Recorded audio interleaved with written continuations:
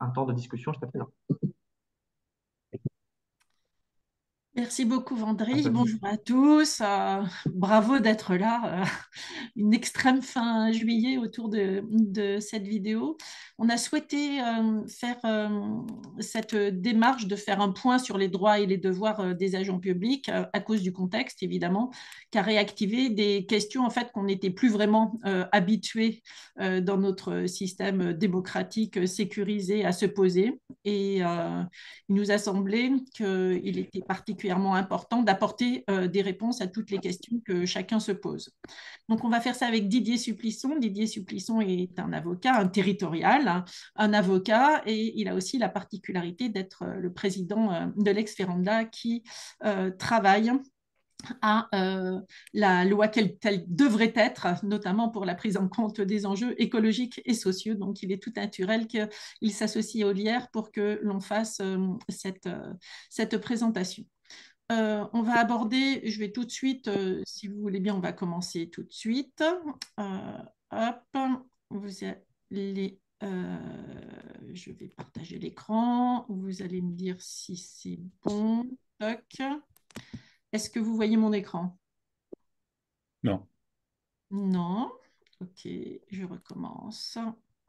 Hop, un instant. Tac, tac. J'ai l'écran. Et voilà. Normalement, là, ça devrait être bon. C'est bon. Ok. Vous l'avez en plein écran ou pas? Non. Diaporama. Tac. Là, c'est bon? Oui. Ok. Donc, on va aborder la question sous trois angles. Le premier, c'est la liberté d'expression de citoyens dans l'espace public quand on est militant ou simple dans une association ou simple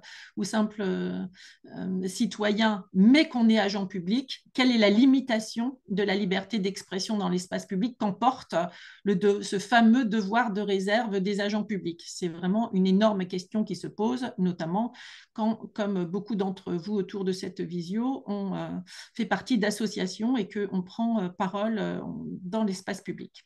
La deuxième, c'est quelle est la marge de manœuvre que l'on a quand on est dirigeant public dans l'instruction des dossiers. On a une commande politique, on a un devoir de loyauté, on a un devoir d'obéissance. Et donc, du coup, quelle est la marge de manœuvre que l'on a pour instruire en fonction, là, nous, en l'occurrence, autour des enjeux écologiques et sociaux, mais en tous les cas, en fonction de tout ce qui relève scientifiquement et organiquement des dimensions que l'on doit prendre en compte. Et la troisième question auquel on va essayer de répondre, qui est on a un devoir d'obéissance, bien sûr, à la décision des élus, et quelle est la limitation de ce devoir d'obéissance. Donc là, on est dans le sens inverse. Dans quel cas on peut réellement désobéir. Donc, Didier va traiter la première partie, je ferai la deuxième, et on terminera avec Didier. Didier, je te laisse continuer. Merci Véronique. Bonjour à tous. On m'entend bien là? Oui, très bien. Oui. Alors, donc la liberté d'expression dans l'espace public des dirigeants publics. On a deux temps. Le premier temps, c'est d'abord la réaffirmation de ce que un fonctionnaire, quel que soit son grade et son emploi, dispose d'un certain nombre de garanties et de droits, et notamment de la liberté d'opinion. Alors, on part évidemment d'une situation, on pourrait dire napoléonienne, où les fonctionnaires étaient les instruments impersonnels de la grande machinerie bureaucratique sous un modèle militaire. Et donc ça, évidemment, pendant l'Ancien Régime, enfin pendant le Second Empire notamment, hein, on a eu l'exemple hein, des fonctionnaires qui étaient dans un système de spoil system brutal. Et puis, l'évolution, notamment avec la construction jurisprudentielle du Conseil d'État, a été vers l'affirmation euh, du passage d'un fonctionnaire rouage à un fonctionnaire citoyen. Donc ça, c'est en 46, le premier régime du statut général des fonctionnaires, à l'initiative de Maurice Thorez, a affirmé le droit pour un fonctionnaire d'être en même temps un citoyen. Les lois ultérieures, notamment en 83 de réforme du statut, ont maintenu ce droit d'opinion et désormais il est codifié dans le Code général de la fonction publique. Donc ça, c'est le premier temps. Donc on a un principe de liberté d'opinion du fonctionnaire. Néanmoins, et donc qui se traduit très concrètement par l'illégalité de toute discrimination euh, en raison de l'opinion des fonctionnaires, dans l'accès à l'emploi et aussi dans leur carrière. Donc, on a ce socle de protection de la liberté d'opinion des fonctionnaires. Tu peux passer la slide, Véronique, s'il te plaît. Mais on n'oublie pas quand même le point de départ, qui est que le fonctionnaire n'est pas propriétaire de sa fonction, il s'inscrit dans une hiérarchie qui est la condition de l'exécution du service public et qui donc fait prévaloir un certain nombre d'obligations dans deux dimensions, à la fois de respect de l'usager et de respect de l'administration, du principe de réserve et de loyauté. Donc, d'abord, euh, l'opinion du fonctionnaire, elle doit tenir compte de l'usager, de la liberté de conscience et d'opinion de l'usager, et donc, cette réserve s'exprime sous la forme de l'obligation de neutralité. Donc, le fonctionnaire euh, doit, en service, respecter de manière stricte un principe de neutralité. Euh, c'est codifié donc, dans le Code général de la fonction publique, à l'article 121-2, et aucune expression, qu'elle soit sous forme verbale, comportementale ou même vestimentaire, n'est tolérée dans le service. Évidemment, on pense à l'ensemble des décisions qui ont plutôt sanctionné des expressions euh, d'opinion, notamment d'extrême droite, dans le cadre de l'enseignement, mais également, plus récemment, la problématique de l'expression d'opinion religieuse euh, et dans le cadre de l'enseignement et aussi de manière plus large dans l'ensemble des services publics. Et donc, par exemple, le Conseil d'État a validé la radiation d'un professeur d'histoire qui tenait des propos révisionnistes devant sa classe. Euh, de manière générale, on a une circulaire de 2017, complétée depuis, qui impose, qui précise quelles sont les obligations du principe de laïcité pour l'ensemble des fonctionnaires. Ce qui est important, c'est que la CEDH, la Cour européenne des droits de l'homme, valide les restrictions à la liberté d'opinion des fonctionnaires dans l'exercice de leurs fonctions pour préserver les droits et libertés d'autrui, c'est-à-dire la liberté de conscience euh, des usagers. Donc, la première limitation à liberté d'opinion du fonctionnaire, c'est d'abord le droit de l'obligation de neutralité, qui est un principe de respect de l'usager. Tu peux passer, Véronique, s'il te plaît? Et le deuxième volet de la limitation devoir de la liberté d'opinion des fonctionnaires, donc là plus traditionnelle, c'est le devoir de loyauté et de réserve qui a pour D'accord. caractéristique de s'exprimer non seulement dans, mais même en dehors du service à l'égard de l'administration.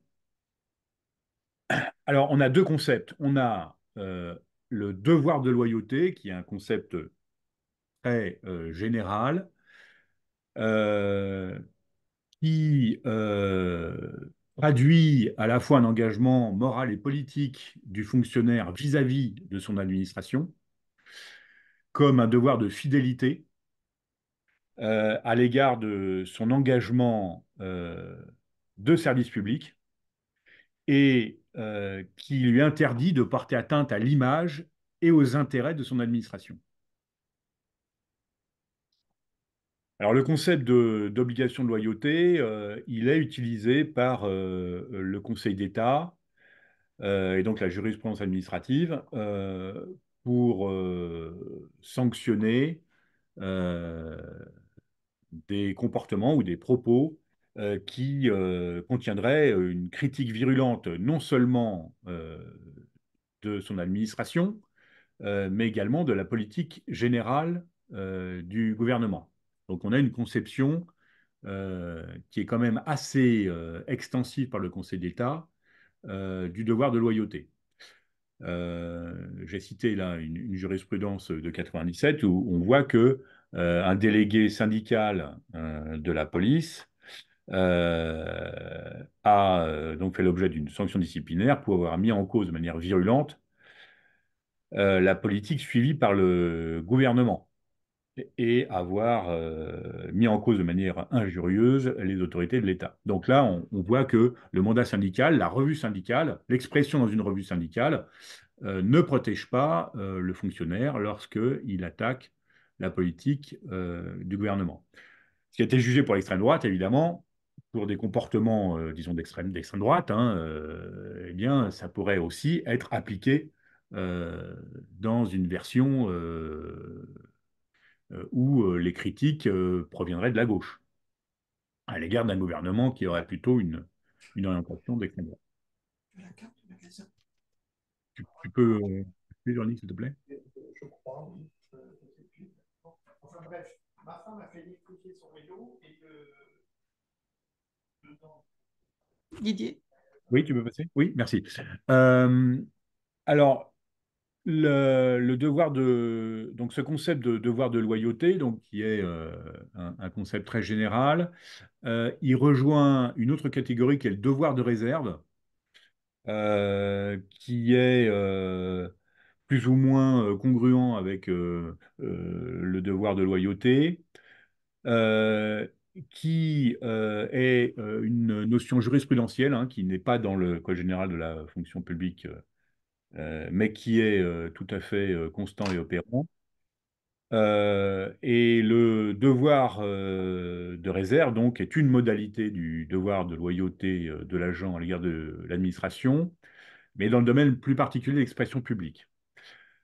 Euh, ce à quoi s'attache la jurisprudence lorsqu'elle sanctionne un manquement au devoir de réserve, c'est le manquement, ou plutôt c'est une exigence de retenue.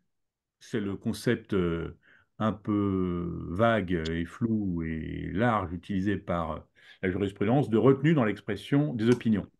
Donc le devoir de réserve n'interdit pas l'opinion, mais elle impose une retenue. Alors, qu'est-ce que c'est que la retenue? La jurisprudence, évidemment, ne le définit jamais de manière précise. Cette notion de retenue est extensive. Elle porte à la fois sur la forme des propos, donc évidemment, tout propos injurieux, virulent, outrancier serait sanctionné, mais également le contenu. Euh, et elle donne lieu à des sanctions pour dénigrement, non seulement évidemment de la hiérarchie, mais également plus politiquement la politique, des orientations politiques de l'administration ou même du gouvernement. Et ce devoir de réserve, il s'exprime,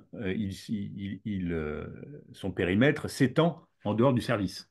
Donc aussi bien euh, dans le cadre d'une expression, dans le cadre des fonctions, mais également sur tout support de communication extérieure. Tu peux passer, Véronique, s'il te plaît?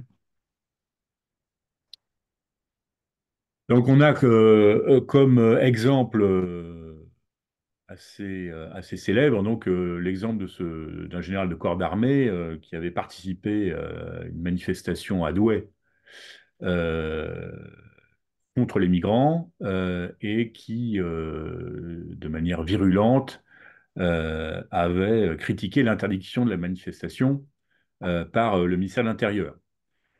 Et on voit que la sanction peut être lourde, hein. Ce général de corps d'armée avait été radié des cadres à raison des propos qu'il avait tenus devant les caméras. Euh, Bien sûr, lorsqu'il y a un mandat syndical, cela autorise une plus grande licence de manière traditionnelle, mais on l'a vu tout à l'heure avec l'exemple du syndicaliste euh, policier, que ça ne permet pas une protection absolue.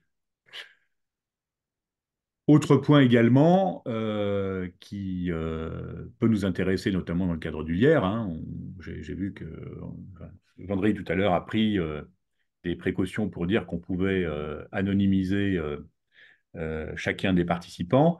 Il faut bien être conscient que l'utilisation d'un pseudonyme n'est pas une protection et que si le fonctionnaire, d'une manière ou d'une autre, par une imprudence ou par un rapprochement quelconque, peut être identifié, même lorsqu'il s'exprime de manière anonyme, sous un pseudonyme sur les réseaux sociaux ou dans une revue, il peut faire l'objet d'une sanction en cas de manquement au devoir de réserve. Donc on a le cas, par exemple, d'un commandant de gendarmerie qui a fait l'objet d'un blâme en publiant, à raison de ses publications dans des médias en ligne, sous pseudonyme, en critiquant par des articles polémiques la politique menée par le gouvernement. Avant de passer à la seconde partie, est-ce que si je résume ce que tu viens de dire, Didier, ça veut dire que on a dans l'espace public une vraie latitude de s'exprimer en tant que citoyen, en tant qu'agent public, à partir du moment où c'est modéré, que ce n'est pas une critique directe du gouvernement, mais sur des cadres théoriques, etc., etc., et que ça laisse quand même une grande latitude. Ou est-ce que je comprends mal ton propos et les limitations que tu nous Alors, présentes? alors la difficulté, c'est que les notions devoir de réserve retenues dans l'expression devoir de loyauté, euh, elle s'apprécie de manière très casuistique selon les époques par la juridiction administrative. Donc, il est bien difficile de savoir à l'avance si on reste dans le cadre de la retenue exigée ou bien si on la dépasse. Donc on est dans une situation inconfortable de toute façon parce qu'on est sur des macro-concepts ou des concepts aux limites floues qui laissent un pouvoir d'appréciation au juge très important. Un point quand même clé dans l'appréciation par les juridictions administratives du manquement au devoir de réserve, c'est la critique de l'administration ou Hmm. l'atteinte portée à l'administration ou au crédit de l'administration. Donc, si on est sur une expression, On ne euh, critique pas la fonction publique, on ne critique pas le service public, on peut critiquer des politiques tant que c'est exactement, argumenté et que ce n'est pas voilà, des attaques directes. en gros, c'est cela. Et par OK. ailleurs, il y a un point quand même, c'est que plus on est haut placé dans la hiérarchie, et plus l'appréciation par la jurisprudence du devoir de réserve sera rigoureuse. Très bien. Merci Didier. Le deuxième point, c'est du coup quelle liberté, on a fait donc quelle est la marge de manœuvre que l'on a dans le cadre de cette ligne de crête entre liberté d'expression citoyenne un peu limitée par les devoirs qui sont adossés au fait, aux agents publics. Et là, cette deuxième partie est vraiment quelle liberté, quelle marge de manœuvre, quelle liberté d'instruction on a en tant que dirigeant public dans la fonction publique. Et notamment là, nous, ce qui nous intéresse tout particulièrement au LIER, même si pas que, c'est notre latitude alors que on voit bien que ce soit chez les parlementaires ou les élus, nous avons un backlash par rapport aux enjeux écologiques et sociaux et que pour autant, il y a les questions du vivant, du carbone, de l'effondrement des ressources, du caractère systémique et de la prise en compte du long terme qui doivent être prises en compte dans nos instructions. Donc, quelle est la latitude que l'on peut avoir elle tient beaucoup au fait que les conséquences de ces dimensions, c'est juste la capacité pour nous, pour la France, mais ailleurs aussi, de maintenir la disponibilité en eau, de se nourrir, hein, et donc de maintenir le modèle social, donc de maintenir le domaine démocratique et bon, la beauté du monde, bien sûr, et accessoirement de préserver nos valeurs. Du coup, cette question des enjeux écologiques et sociaux, on voit bien qu'elle ne relève plus du tout d'une opinion politique, mais d'une urgence vitale qui plus est fait consensus au plus haut niveau international adossé sur toutes les recherches possibles et inimaginables. Donc, cela change le caractère dans lequel était enfermée la prise en compte dans les instructions par les fonctionnaires et par les agents publics contractuels des enjeux écologiques et sociaux, c'est-à-dire que c'était jusqu'à il n'y a pas trop longtemps et encore aujourd'hui taxé d'une orientation politique, d'une opinion politique et donc mal vu. Or, on voit bien qu'aujourd'hui qu'il est absolument impossible aujourd'hui de dire que cela relève d'une opinion politique. Or, c'est aujourd'hui très souvent ce qui est utilisé par des politiques ou par des N plus 1 zélés de dire mais non, cela c'est une opinion et donc tu ne peux pas mettre ça, etc. Et donc ça, il faut vraiment voir que c'est un abus car aujourd'hui, ce n'est pas une opinion politique, mais une urgence vitale. Ça, c'est vraiment la chose la plus importante à voir. Je reviens 2 secondes en arrière. Mon exposé, moi, relève du juridique, mais d'un juridique différent, d'une interprétation juridique et de l'éthique du fonctionnaire. Évidemment, Didier, tu t'autorises autant que tu le sens nécessaire à y faire des inserts juridiques dans le dur. Donc, en tant qu'agent public, notre mission, c'est le devoir d'agir au nom de l'intérêt général.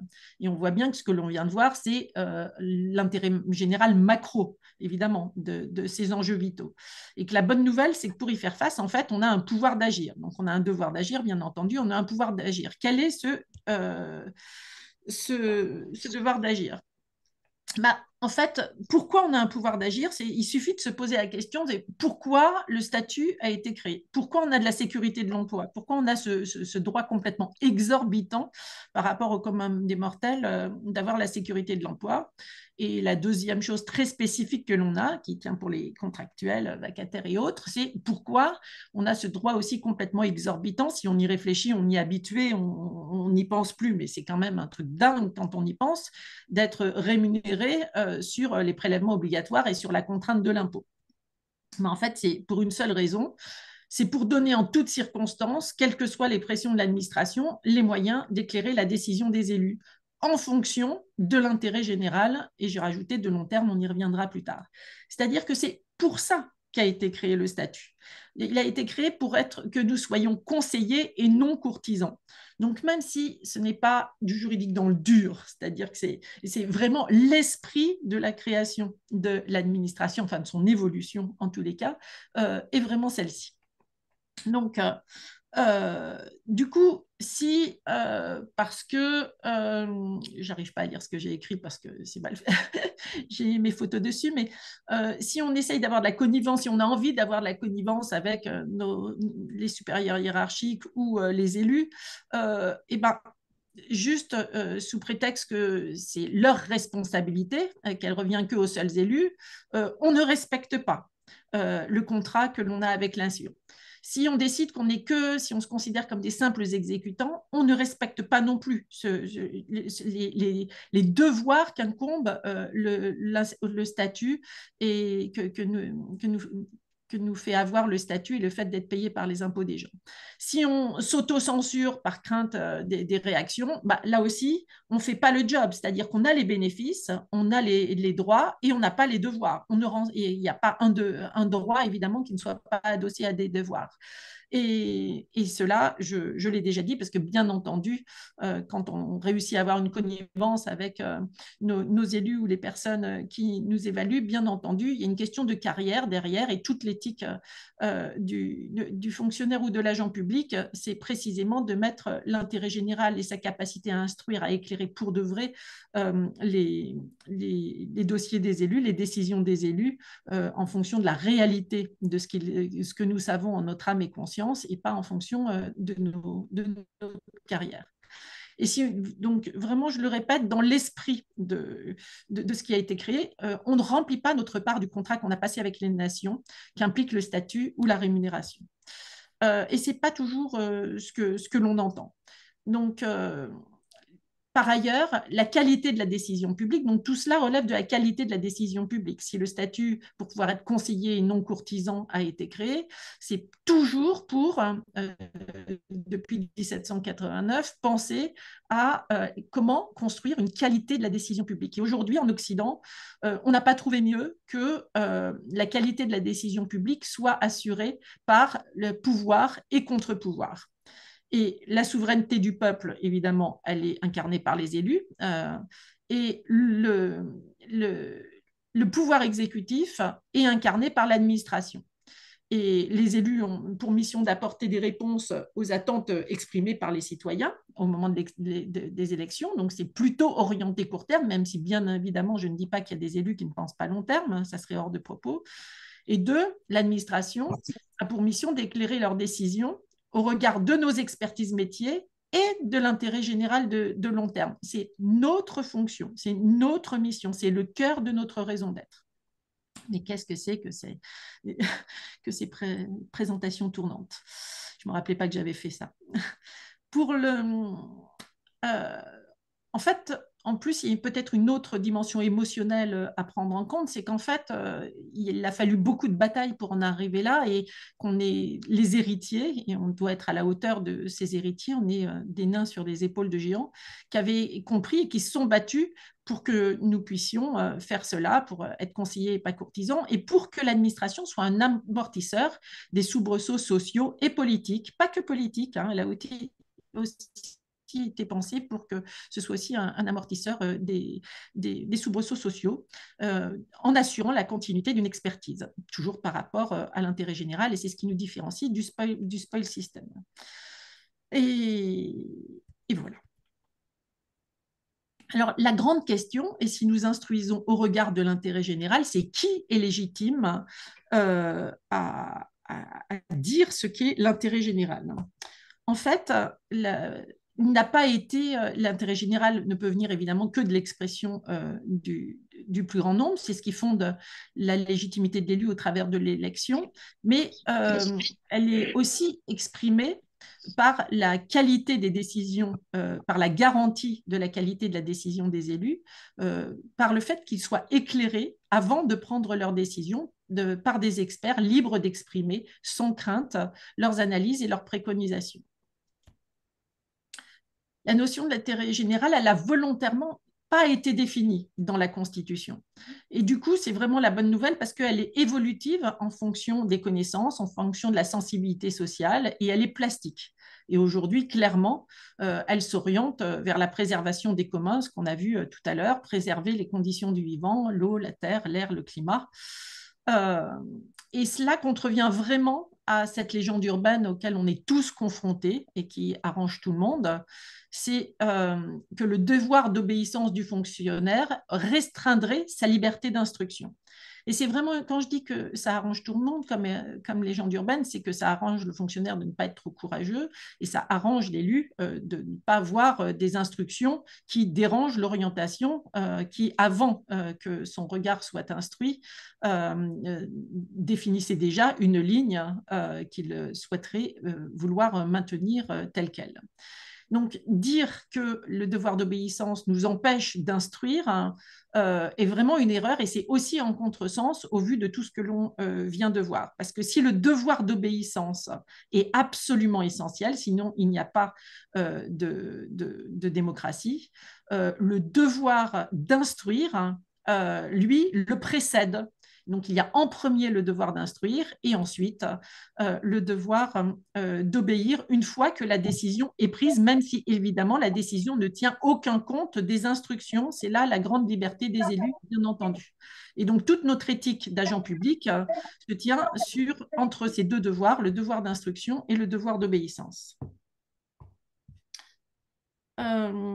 Le rôle des dirigeants territoriaux, du coup, le rôle des dirigeants, pardon, publics, c'est vraiment d'éclairer la décision des élus sur les enjeux d'intérêt général avec nos expertises métiers et dans le cadre de la hiérarchie des normes qu'il nous appartient évidemment de respecter.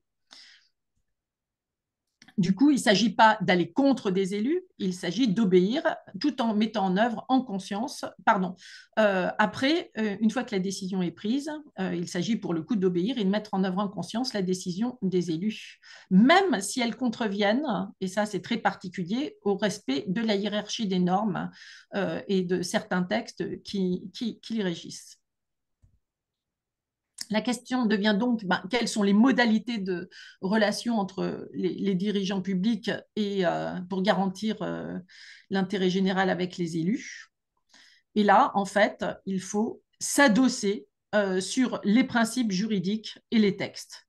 Donc, il faut s'adosser sur le bloc de constitutionnalité, où on peut trouver évidemment tous les arguments, la Déclaration des droits de l'homme, le préambule de la Constitution, la Constitution de 58, la Charte de l'environnement, évidemment toutes les jurisprudences du Conseil constitutionnel sur les principes du service public, les continuités, égalité d'accès, mutabilité, adaptabilité, et les principes déontologiques du fonctionnaire. Si on s'appuie sur tout ça, on peut vraiment instruire et ça donne des latitudes absolument énormes pour instruire les questions qui nous sont posées, quelles qu'elles soient.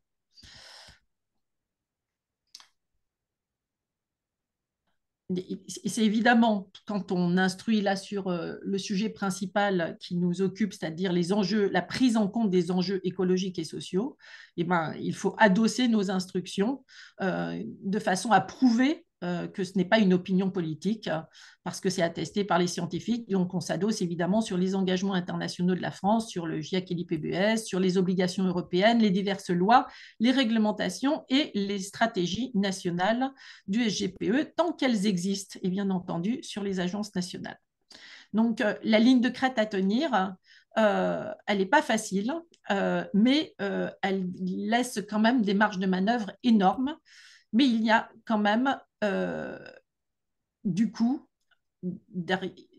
pardon, nous en arrivons à la troisième partie qui est le devoir d'obéissance absolue, quasiment absolue une fois que la décision est prise, mais celle-ci est quand même un tout petit peu limitée par quelques principes que je laisse Didier présenter. Oui, de manière presque un peu paradoxale, on a à la fois, comme on l'a vu, l'affirmation constante du principe de loyauté, du devoir de réserve, on l'a vu, mais on a aussi, c'est toute la difficulté de la situation du dirigeant public, c'est qu'on a aussi en jurisprudence l'affirmation non pas seulement d'une possibilité, mais même d'un devoir de résister aux décisions illégales du politique. Euh, alors, c'est une jurisprudence ancienne et mais constante du Conseil d'État, mais qui néanmoins ne s'exprime pas très souvent parce que les conditions mis par la juridiction administrative sont assez restrictives. Un fonctionnaire a le devoir de refuser d'obéir à un ordre qui est à la fois manifestement illégal et de nature à compromettre gravement un intérêt public.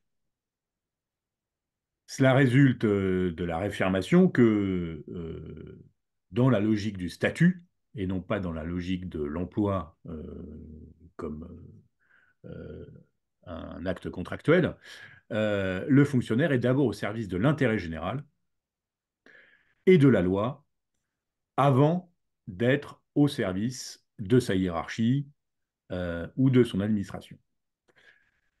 La jurisprudence fondatrice du Conseil d'État pour affirmer ce principe, c'est un arrêt de 1944, mais qui n'a rien à voir avec les circonstances de l'époque, où un chef de service du service chômage de la ville de Drancy avait, sur instruction de son maire, permis à de nombreuses personnes de bénéficier indûment du chômage, et le Conseil d'État a considéré qu'il aurait dû résister, refuser d'exécuter les décisions sommaires, et donc il a été révoqué.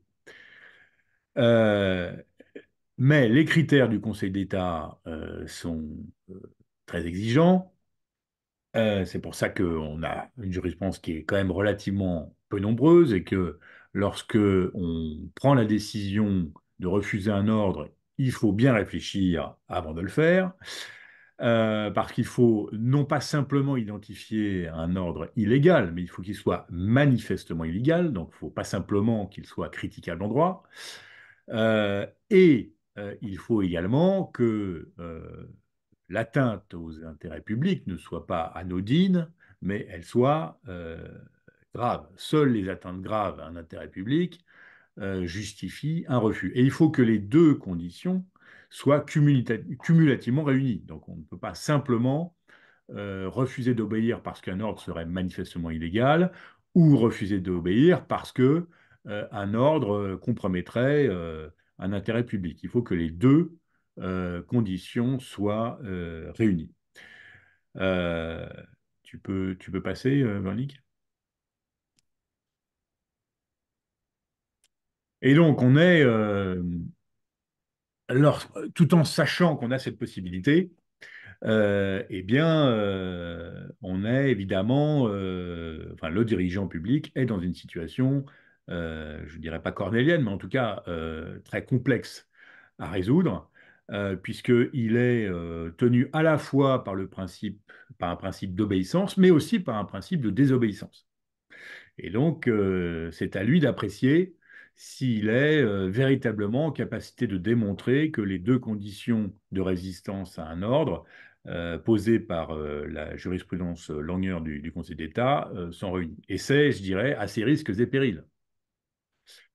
Mais c'est bien le sens de la déontologie que de mettre le haut fonctionnaire dans l'obligation d'apprécier de manière fine et circonstancier le sens de sa charge en fonction des caractéristiques de la situation et nonobstant à la fois les textes et le sens de l'ordre donné.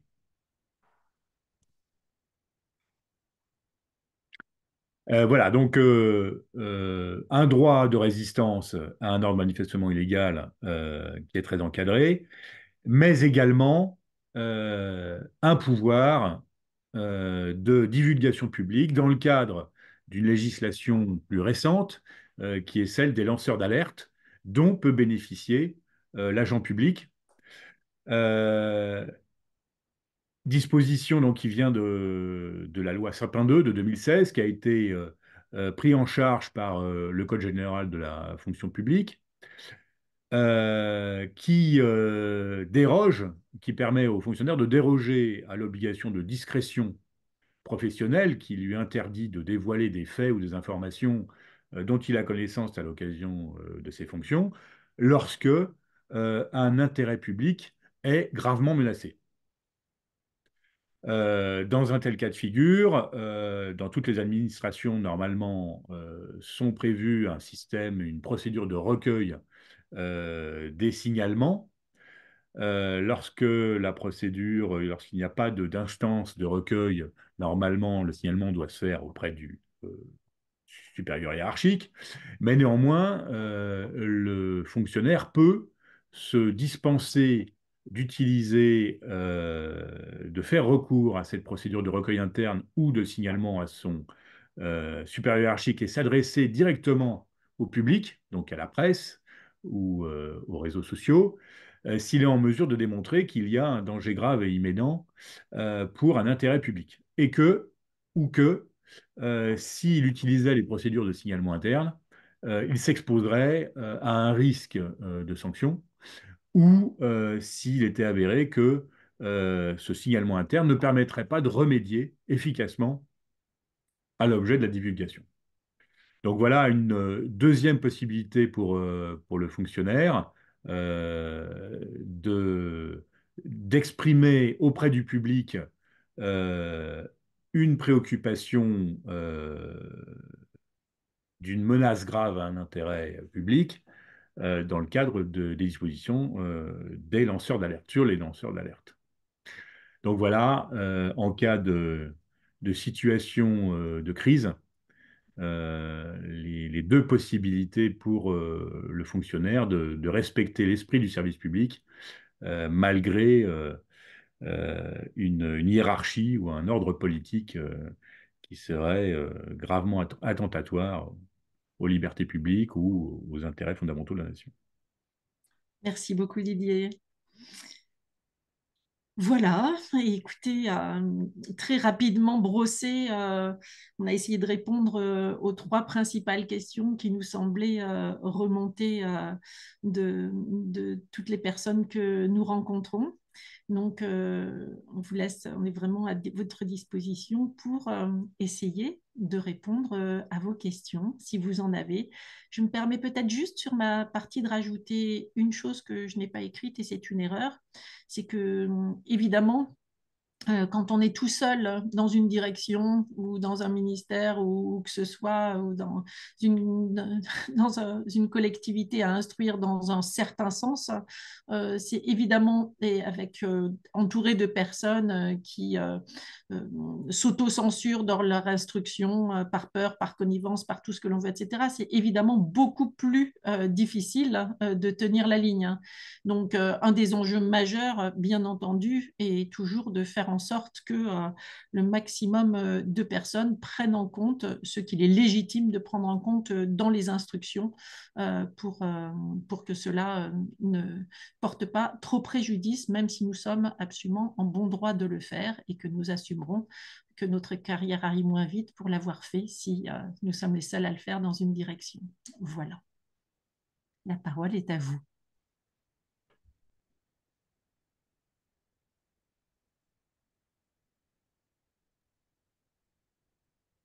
Allez, je me lance pour une première question, parfois la plus compliquée à faire. Je vois que d'autres arrivent par écrit. Moi, j'étais curieux d'avoir éventuellement de votre part un ou deux exemples concrets, parce que vous avez rappelé des grands principes généraux, vous avez donné un peu de jurisprudence sur des cas qui sont parfois anciens, qui ne s'inscrivent pas forcément dans le contexte qu'on a aujourd'hui.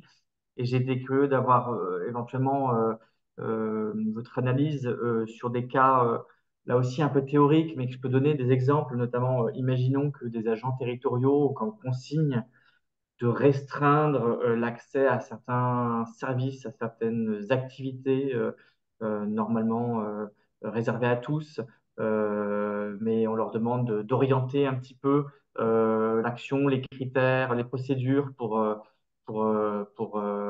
mettre de côté certains publics et sans que ça soit évidemment dans le respect du principe de libre accès, d'égalité et d'universalité du service public. Comment s'y prendre, par exemple, si un agent territorial, on nous demande voilà, d'aménager des règles ou des critères pour avoir moins de certains publics, de façon totalement discriminatoire. Ou un autre cas, ça peut être, par exemple, on a beaucoup parlé des dirigeants ou de ceux qui sont dans un rôle d'instruction. On n'a pas du devoir d'instruction beaucoup avec Véronique Bonneval. Beaucoup en amont de la décision, disant bien que le devoir d'instruction, il est en amont, puis après, il y a la décision et le devoir d'obéissance reste le principe par la suite, dans le respect aussi des exceptions qui ont été rappelées à la fin par Didier Dubuisson. Mais imaginons que, par exemple, des agents de l'État reçoivent comme commande d'instruire une décision euh, d'une façon ou dans un sens qui est plutôt contraire à des stratégies nationales, mais qui n'ont pas forcément valeur de loi, où on leur demande d'inscrire des décisions environnementales, économiques, sociales, qui ne sont pas forcément cohérentes non plus avec des engagements internationaux de la France, mais qui n'ont pas toutes valeur législative directe. Et donc, est-ce que sur la base de deux exemples que j'ai identifiés là, mais il y en a d'autres, est-ce que vous pourriez éventuellement nous donner à voir une traduction aussi un peu concrète des grands principes que vous avez présentés sur des cas qui peuvent peut-être aussi un peu parler aux participants de cette visio et qui peuvent éventuellement se présenter pour de vrai aujourd'hui en collectivité ou bientôt à l'État si des décideurs venaient à mettre en place des programmes qui sont assez éloignés des grands principes et des valeurs de service public qu'on a pu présenter, qu'on a pu rappeler et qui notamment sont présents dans le bloc de constitutionnalité. Moi, je pourrais donner des exemples très rapides de commandes qui ne prenaient absolument pas en compte ces enjeux et qui avaient plutôt un objectif inverse et qui ont été instruites en fonction de ces enjeux et dont finalement la décision a atterri de façon un peu moins nocive. Mais Didier, je te laisse en premier répondre à Vendrey parce que sur les dimensions qu'il a évoquées, parce que la réponse est vraiment juridique, me semble-t-il. Oui, elle est juridique, mais comme on l'a vu, l'articulation des principes de loyauté et de devoir de résistance à une décision illégale est complexe. Euh, le premier point, c'est l'identification de la question de la légalité. Est-ce que c'est légal ou pas? Là, par exemple, une mairie RN, par exemple, qui voudrait réserver l'accès des logements ou d'un certain nombre de services publics, disons, à des Français. Il y a la jurisprudence, hein, ça a déjà été tenté dans des municipalités FN, et il y a des précédents d'annulation de telles dispositions. Donc, le premier point, c'est la question de la légalité. Mais on a vu, dans le cas de la jurisprudence Langer, que ça ne suffit pas.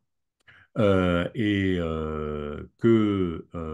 la question de l'identification de l'atteinte grave à l'intérêt public, c'est là où le fonctionnaire va être dans le second temps du raisonnement, sans doute le plus en difficulté, parce que je n'ai pas de réponse à la question de savoir si la jurisprudence estimerait que, par exemple, le fait de manquer, de violer le principe d'égalité d'accès aux services publics qui n'est pas réservé aux nationaux, compromet ou pas gravement un intérêt public. Au jour d'aujourd'hui, on ne sait pas y répondre au regard de la jurisprudence.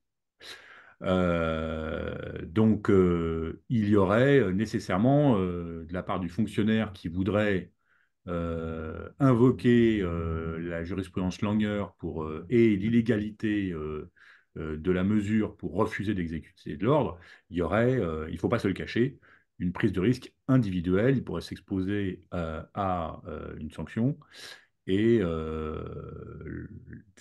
malheureusement, on ne peut pas dire a priori quel serait le positionnement de la juridiction administrative sur la question de la compromission grave d'un intérêt public. Moi, sur les exemples positifs, l'exemple le plus probant que j'ai en tête, c'est à Clermont, il y avait une zone d'activité qui était prévue sur un milieu humide, vraiment importante pour le lieu, etc. Le DGA a instruit vraiment en indiquant, enfin, disons que ce n'était pas possible à cause du milieu humide, qu'il fallait faire autrement, etc. Ça a duré 18 mois, ils ne l'ont pas fait. Ce qui est quand même dingue, enfin, quand même, quand on sait d'autres exemples. Enfin, il y a des exemples, alors il y a plein d'échecs, hein, évidemment. Là, on dit ceux qui ont marché, mais enfin, c'est comme tout, il faut le faire 1000 fois, et puis ça réussit 100 fois, et puis c'est déjà ça. Autre exemple, enfin, moi, quand j'ai voulu changer enfin, créer une charte des marchés publics, hein, prise en compte des enjeux écologiques dans l'ensemble des marchés publics, hein, c'était absolument inaudible, vraiment inaudible, et j'ai vraiment ressorti tous les textes qui menaient à ça, une liste longue comme le bras, de l'international au, au, au, au circulaire national. Et du coup, j'ai eu ensuite carte blanche pour le faire parce que quand on instruit avec des textes, ça impressionne toujours beaucoup et que, enfin, voilà, quand on ne le prend pas d'un point de vue affectif, mais qu'on s'adosse vraiment sur du dur et qu'on en a causé un petit peu avec évidemment son responsable juridique avant pour vérifier que tout est que l'on ne dit pas de bêtises, ça peut marcher. D'autres exemples où ça a marché, j'ai plusieurs endroits. Alors pour le coup, ça été un classique alors il y a eu quelques échecs, mais dans le réseau, là je vous donne des exemples territoriaux. C'est moi dans le dernier, il était dans un organisme d'État, mais les, ceux que je vais citer là sont territoriaux. Euh, il y a eu énormément de projets de faire des réseaux de chaleur à biomasse. Et donc, évidemment, un certain nombre à avoir instruit comme quoi la biomasse, c'était peut-être pas forcément la meilleure utilisation pour ce type de choses, parce que c'est un des principaux sujets, c'est de rendre à la terre la biomasse et d'en faire autre chose.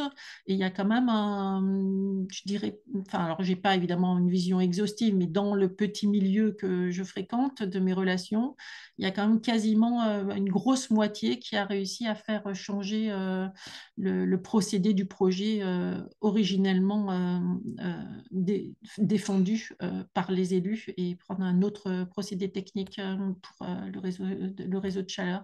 Enfin voilà, des choses comme ça. Et alors là, du coup, c'était pas du tout juridique, c'était vraiment que des éléments scientifiques, bien entendu, sur le dernier cas que je viens d'évoquer. Est-ce que Vendry, ça répond à ta question?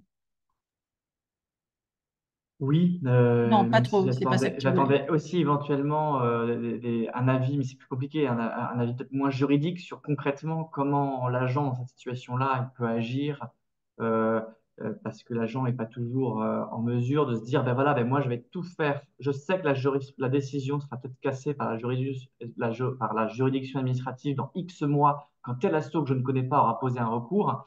Mais concrètement, dans la façon dont il va obéir à l'ordre, dans les heures et dans les jours qui suivent, et des ordres qui ne sont pas toujours manifestement illégaux ou qui ne correspondent pas toujours à une jurisprudence. Et parfois, vous savez très bien que le flou, les critères peuvent être tordus et la règle ne va pas évidemment être aussi claire que vous interdisez l'accès aux services publics à à des gens qui ne sont pas français. C'est plus subtil. Ouais, Donc, je me permets de reformuler ta question, et c'est effectivement quelque chose qu'on pourrait rajouter dans notre présentation avec Didier, c'est l'obligation d'instruire. C'est-à-dire quand on nous demande d'instruire quelque chose qui est... enfin, voilà. Donc, je pense que c'est ça qu'il y a derrière, et on n'a rien mis là-dessus, effectivement, c'est l'obligation d'instruire. Et effectivement, comment effectivement votre méthode, alors Didier à son micro, mais en tout cas, effectivement, Didier? comment Euh, forcer, comment on peut trouver, convaincre effectivement, enfin, c'est parfois pas possible de revenir en arrière. Parfois, il y a une consigne d'un exécutif qui est d'aller dans un sens, et parfois, pour l'agent, dire, réinterroger les fondements et l'orientation même de la consigne venant d'un exécutif, c'est pas toujours, pas toujours possible. Donc, est-ce que vous avez eu quelques exemples? Et puis, dernièrement, si vous avez des compléments ou pas, de toute façon, sinon, il y a aussi deux questions qui ont été partagées à 12h50 sur le chat. C'est un certain Mathieu qui a deux questions concrètes aussi pour vous et pour poursuivre les échanges.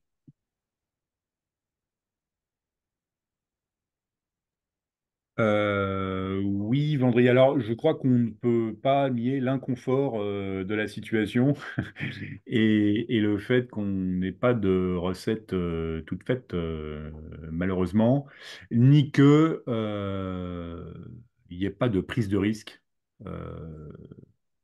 euh, dans l'opposition. Voilà.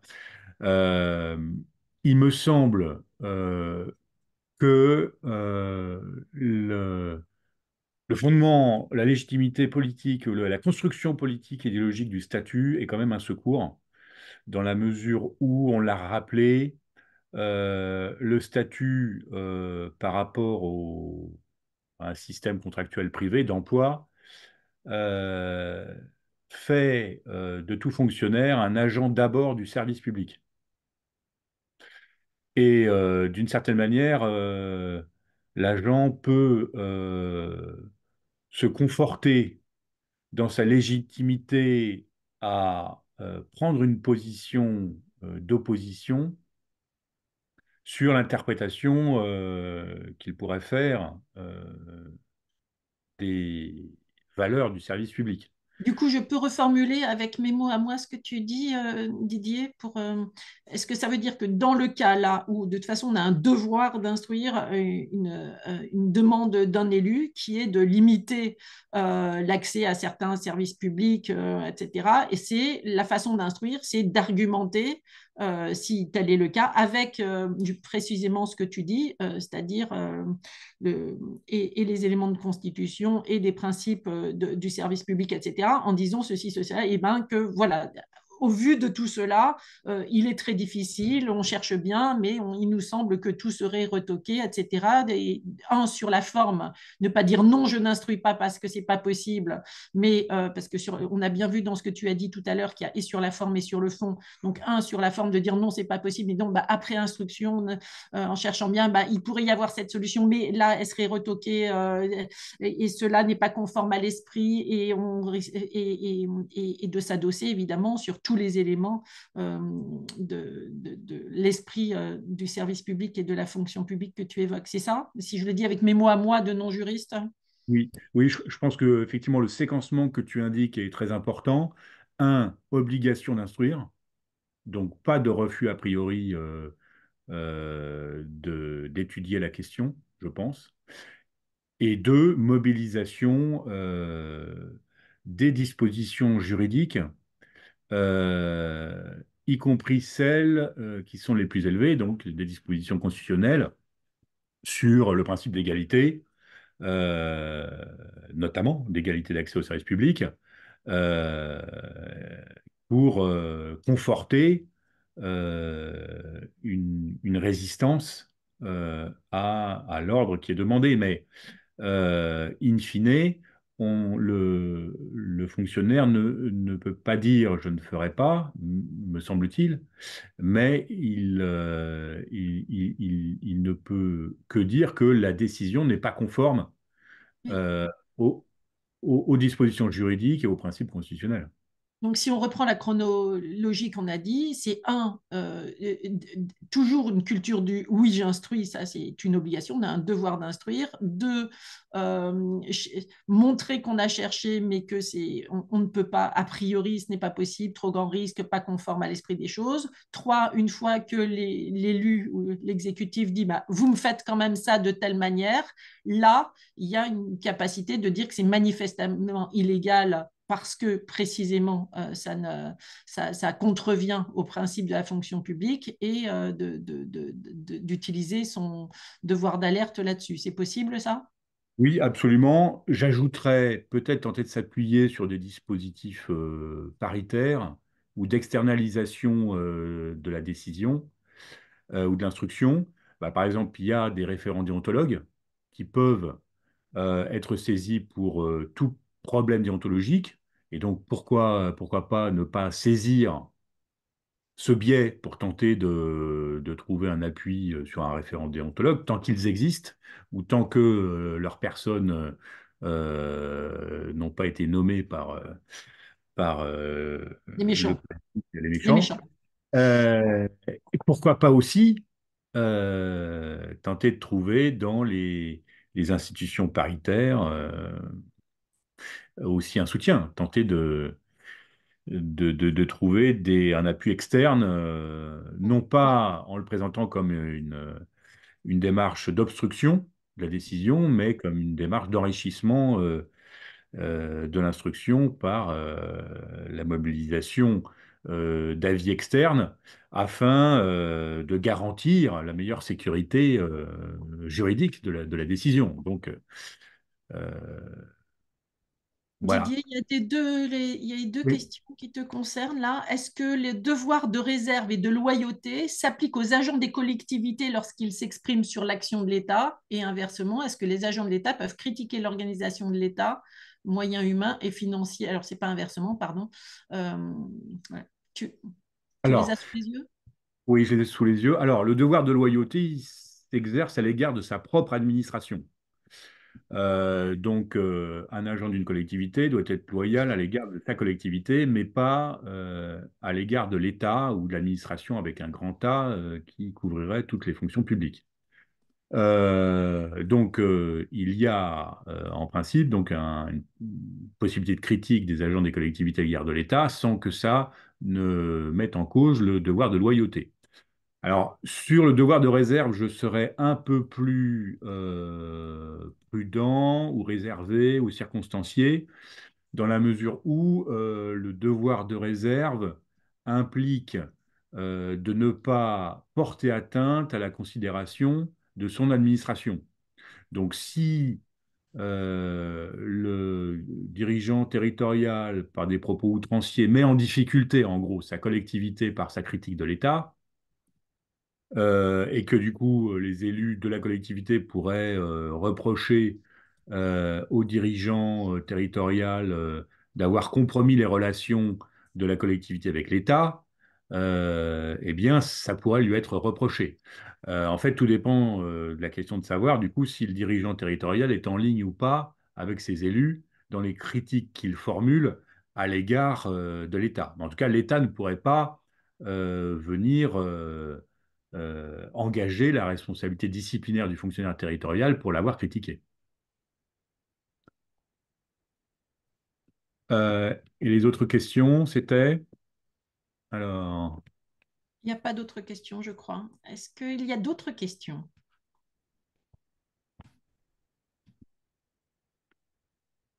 Sur les zones humides, alors ce n'est pas vraiment une question, c'est du désarroi. On est bien d'accord, les zones les zones humides humides. sont toujours, enfin, très, très souvent utilisées comme réserve foncière parce qu'on Oui, sait que le privé n'ira pas et qu'on est oui. très démunis face à cet argumentaire, hein.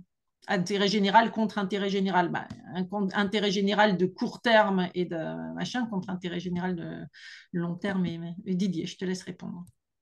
Non, oui, effectivement, il y a des motifs d'intérêt général bien appréciés ou mal appréciés, mais il est clair que un dirigeant territorial ne peut pas faire prévaloir sa vision de l'intérêt général contre la vision de l'intérêt général de l'élu.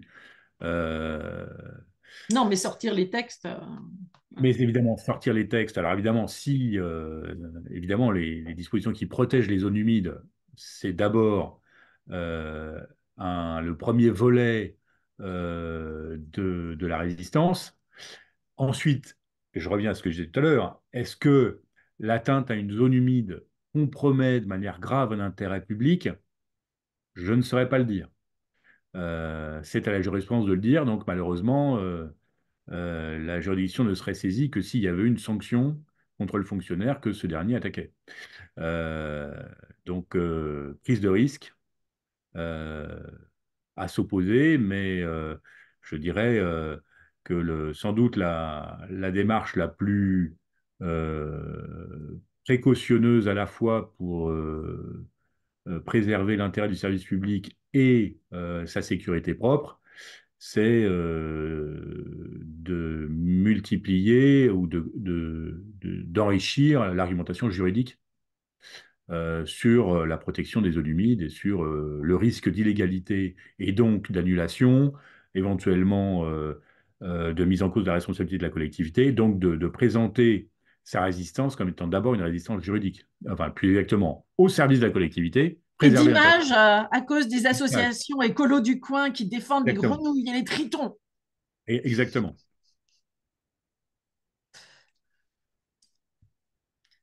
Est-ce que y aurait-il une dernière question ou est-ce que nous nous quittons?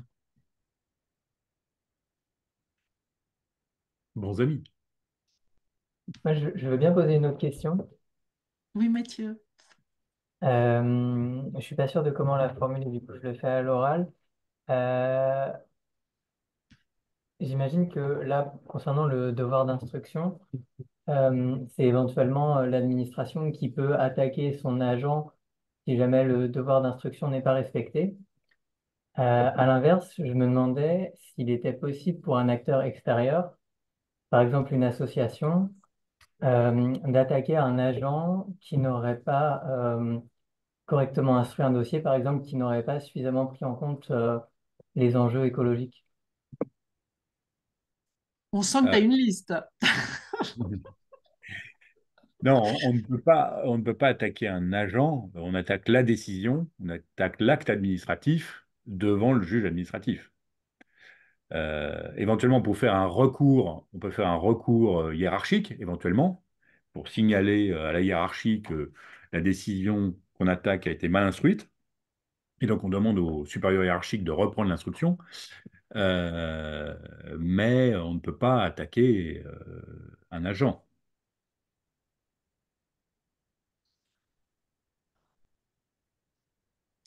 Je me permets de prolonger la question de Mathieu. Euh, si effectivement, en tous les cas, il y a une décision qui a été prise avec des, en tous les cas, une décision d'élu qui a été prise en s'adossant lorsqu'il prend en effet des prises de parole publiques sur des arguments qui semblent non rationnels. On va prendre toujours comme exemple des enjeux écologiques et sociaux. Est-ce qu'on peut mobiliser des agences de l'État comme les agences euh, qui sont, qui sont là pour instruire les hautes autorités, etc., etc., ou pas, a posteriori comme ça?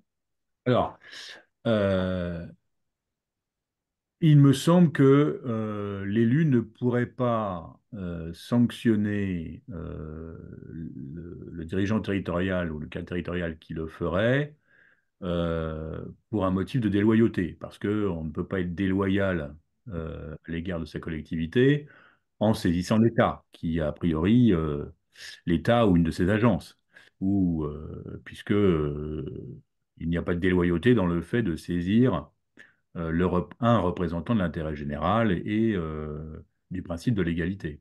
Bah, c'est énorme ça comme levier alors du coup, non? Oui, c'est ce que j'indiquais tout à l'heure dans le secours à des avis externes ou des autorités publiques externes qui peuvent du coup venir consolider la résistance du territorial.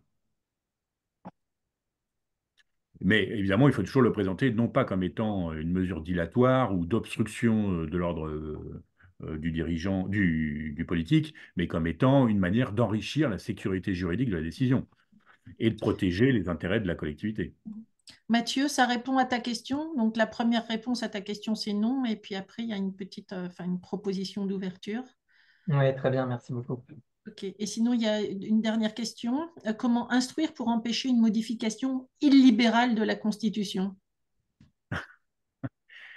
Alors, donc là, on serait dans l'hypothèse où il y aurait une majorité illibérale à l'Assemblée, au Sénat, et où donc il y aurait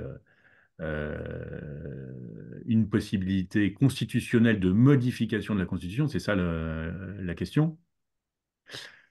Eh bien, ce serait bien difficile, puisque on est quand même sous le principe de la souveraineté populaire. Donc, si il y a une double majorité libérale dans chacune des deux chambres du Parlement, euh, le Parlement reste in fine libre de modifier la Constitution. Alors, après, si cette modification de la Constitution rentre en conflit avec des engagements conventionnels, donc on peut imaginer CEDH ou bon, euh, selon la jurisprudence du Conseil constitutionnel, le peuple reste souverain, mais cela implique de modifier la Constitution de manière expresse, comme refusant désormais d'appliquer La hiérarchie des normes. la Convention ou les textes européens. Voilà. Après, ça, évidemment, ça engagerait des problématiques, puisque je le répète, hein, selon la Constitution elle-même, les textes, les engagements internationaux de la France ont valeur supérieure à la loi. Mais le Conseil constitutionnel maintient, et c'est normal dans un régime constitutionnel de souveraineté populaire, que le peuple reste en capacité de modifier la Constitution pour faire prévaloir la Constitution sur les engagements internationaux. Encore une question, un cas particulier assez courant, un syndicat appelle à manifester avant une élection contre un parti politique. Est-ce que les agents qui vont manifester respectent le devoir de réserve? Alors là, il y a de la jurisprudence. Et si en plus le parti en question est au pouvoir, hein, et qu'un élu Oui. de ce parti soit en charge de l'administration à la collectivité de l'agent, ça se resserre. Alors, en dehors du service, les agents sont libres de manifester, hein. Donc, euh, dès lors que on ne peut pas caractériser une atteinte au devoir de réserve, le fait de manifester n'est pas en soi une violation du devoir de réserve. Il y a un droit constitutionnel à la manifestation qui est reconnu aux agents publics. Donc là, la question ne se pose pas. Je peux reformuler, c'est-à-dire que Oui. quand on fait une prise de parole, qu'elle soit écrite ou orale, dans l'espace public, on l'a vu tout à l'heure, c'est un tout petit peu compliqué, il faut que ça soit mesuré, etc., que ça n'attaque, enfin voilà, tout ce qu'on a dit tout à l'heure. Mais en revanche, quand on ne fait pas de prise de parole, le fait de participer à une manifestation relève de notre droit de citoyen et n'emporte pas, n'est pas touché par le devoir de réserve et de Bien sûr, retenue, c'est ça? absolument. Ok. Donc, OK pour la manif, mais sans slogan choc, ben, sans que la personne en elle-même porte le C'est slogan ça. choc. Si la manif porte un slogan choc, il me semble que ça s'applique de la même manière, que c'est un droit. Il Oui, faut juste que la personne en elle-même voilà, ne porte pas ce... C'est ça, hein? c'est ça. Il faut se mettre à côté de la personne qui porte le slogan que l'on aime, quoi. Voilà, mais pas porter la bannière.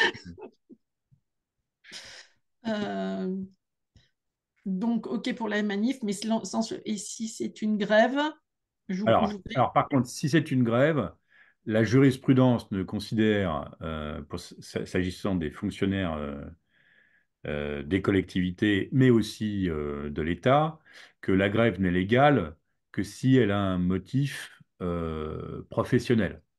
Et donc, une grève purement politique n'est pas considérée comme étant une grève légale. Donc, oui, on peut faire grève pour des questions de rémunération, de retraite, éventuellement de défense des droits syndicaux. Mais la grève pour des motifs purement politiques, d'opposition à la majorité en place, n'est pas légale. Donc, Donc, possibilité c'est de le mot retenue. d'ordre, c'est la raison d'être de la grève qui définit si c'est si Exactement. Elle doit oui ou avoir un pas. motif purement professionnel.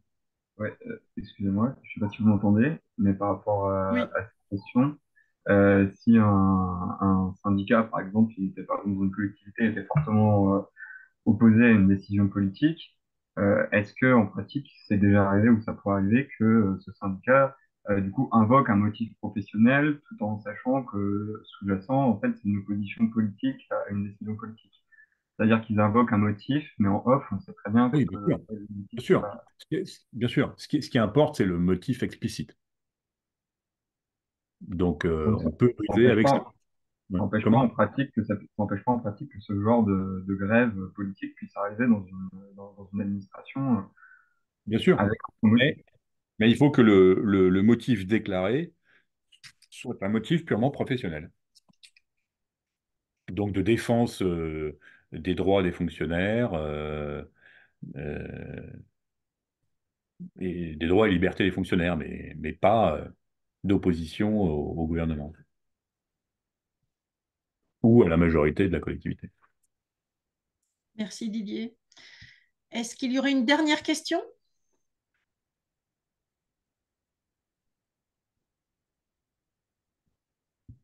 Eh bien, écoutez, du coup, nous allons pouvoir aller déjeuner. Merci d'avoir été si nombreux, une fois de plus, hein, pendant les vacances. Là, Merci beaucoup.